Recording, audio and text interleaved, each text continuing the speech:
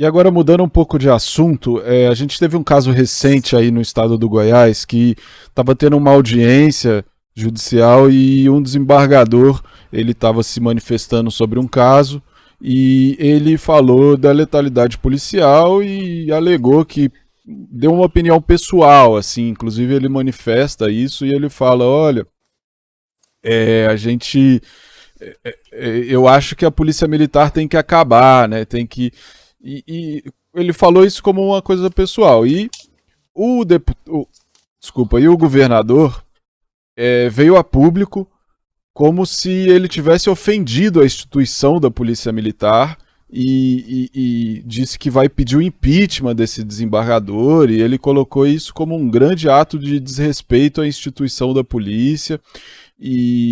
Mas na verdade a gente sabe, né? Eu queria que você comentasse esse caso.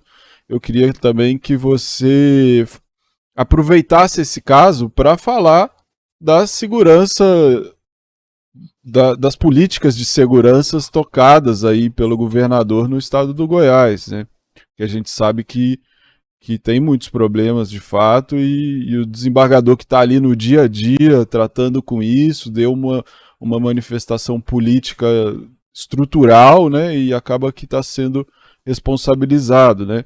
Por favor.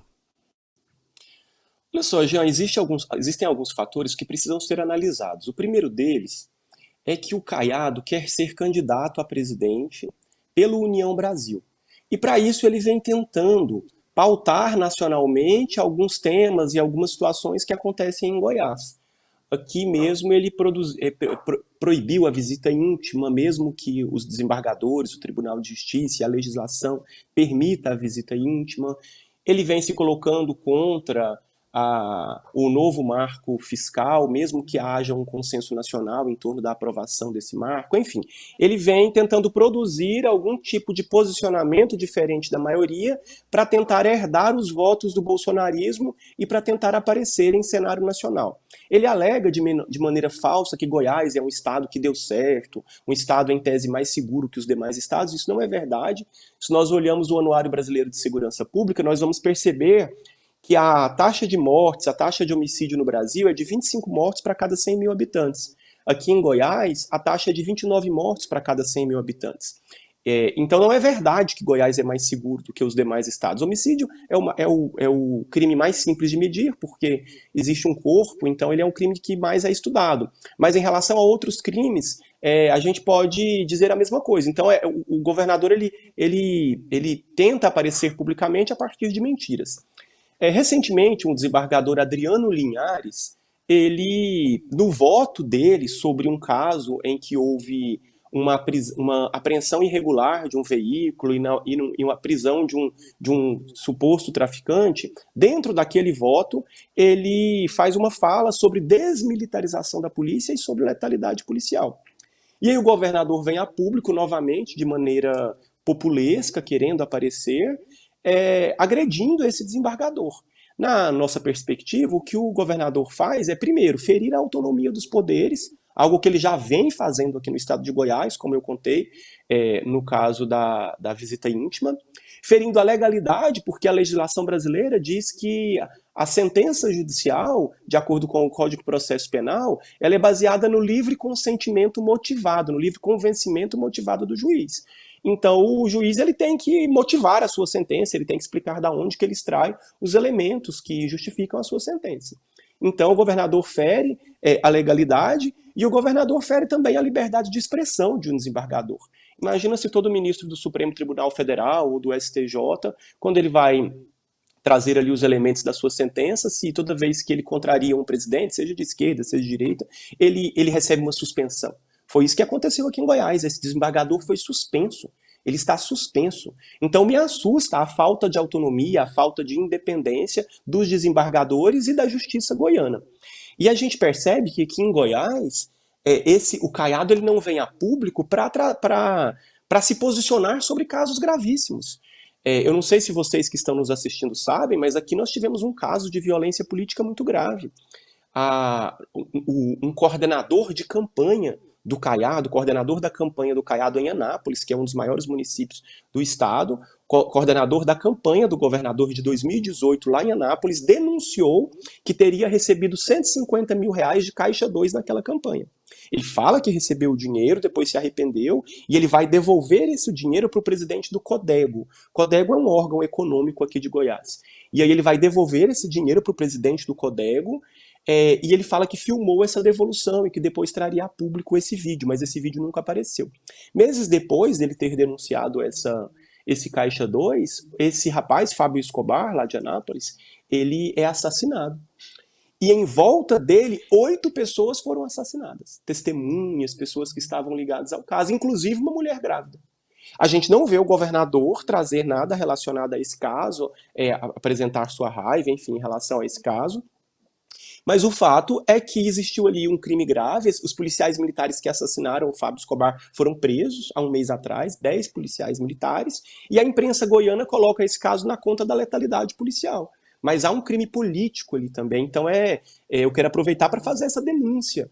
Há um crime parecido com o crime que acontece com Marielle Franco e com outras pessoas. É um crime político, um cara que denunciou o suposto Caixa 2 da campanha do governador de Goiás, foi assassinado, 8 pessoas foram assassinadas em volta desse caso, e nada aconteceu, isso não aparece na mídia local, que é rendida ao governo, tanto quanto possivelmente o Tribunal de Justiça. Enfim, só para encerrar essa discussão, eu acho que é importante dizer para você que está em casa que a letalidade policial aqui no nosso estado é altíssima. Segundo o Anuário Brasileiro de Segurança Pública, existem algumas formas de se medir a letalidade policial. Vou citar 3 delas.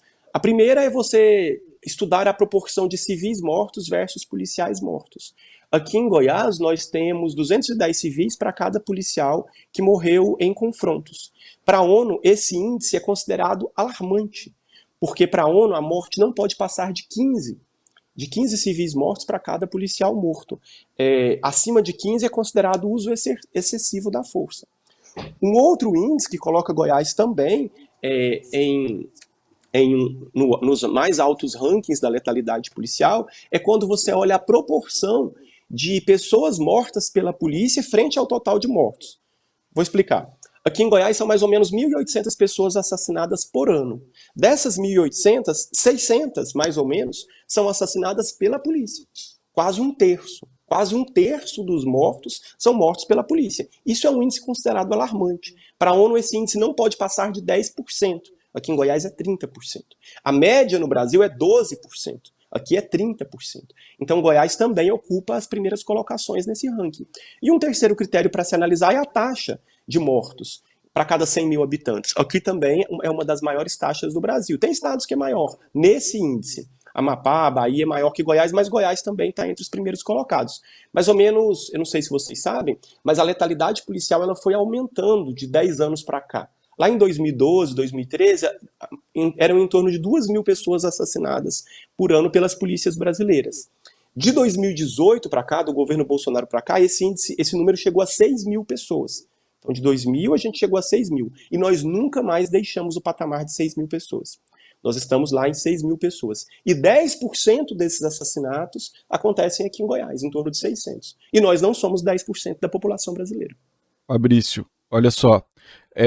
Voltando rapidinho, muito importante esses dados que você traz, mas voltando nessa denúncia que você faz, é algo realmente muito grave e me chamou a atenção, porque sai um pouco do campo, talvez, tecnicamente não, mas no campo do imaginário sai um pouco da letalidade policial, porque eu acho que parte das pessoas entendem letalidade policial como algo inerente ao exercício ali, que envolve riscos, etc., e acaba tendo conflitos, né? Mas nesse caso que você traz, eu acho que já vai para um outro campo, né? Vai para uma coisa mais miliciana mesmo, né? Uma coisa de uma polícia agindo de forma criminosa com interesses políticos, aparentemente, né?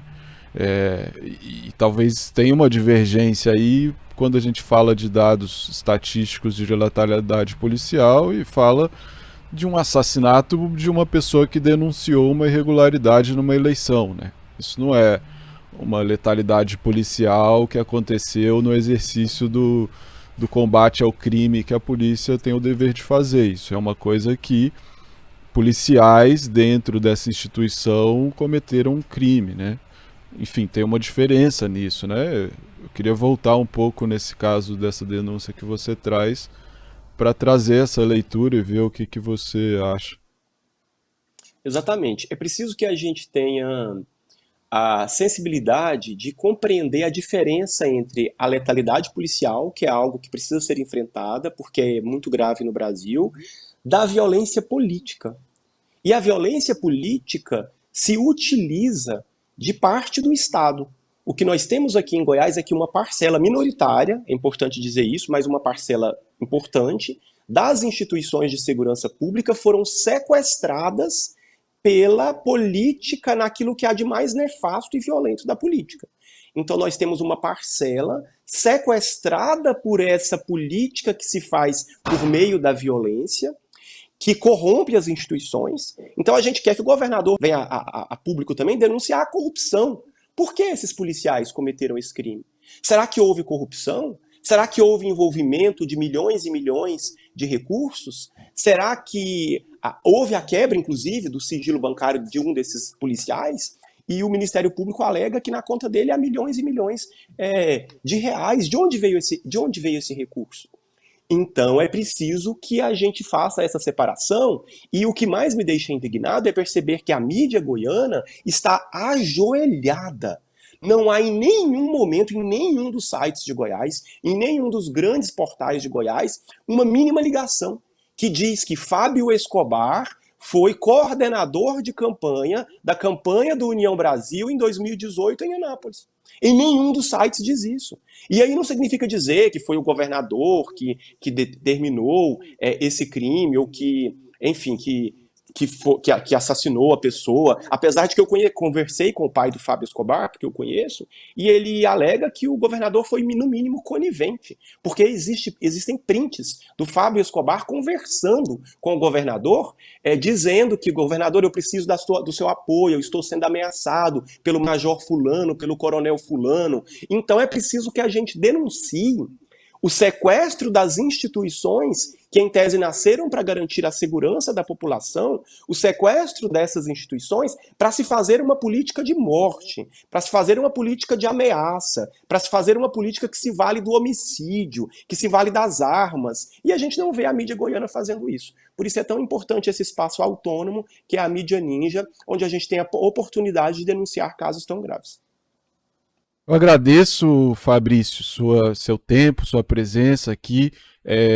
Dizer que a gente vai acompanhar hoje na Assembleia do Goiás, que vocês vão lá entregar o documento de vocês e deixar aí aberto o espaço para você se despedir, mandar um recado final aqui para os nossos espectadores.